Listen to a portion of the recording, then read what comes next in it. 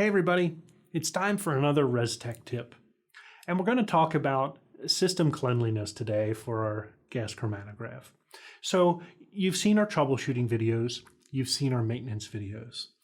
Time and time again throughout, we stress the importance of cleanliness, lack of contamination, inert surfaces. It's really important to good gas chromatography. So really, from front to system to back, we want to pay attention to these details. Starting with the sample and the sample preparation itself, we want to have that as clean as possible so that we're not introducing extra material into the inlet or on the column. When we speak of the inlet, it's critically important there. If we think about how hot that is, we're expecting vaporization to occur in there.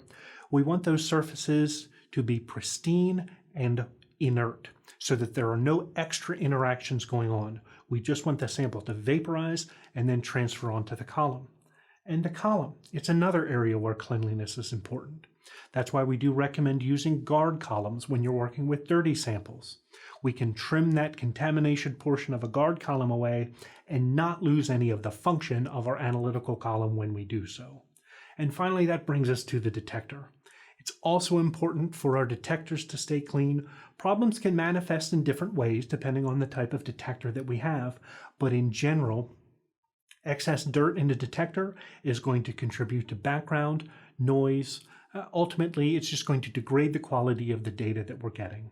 So all of this maintenance and troubleshooting that we talk about, much of it is really driven towards the importance of keeping our system clean and inert. Thanks for joining us for this Restek tip.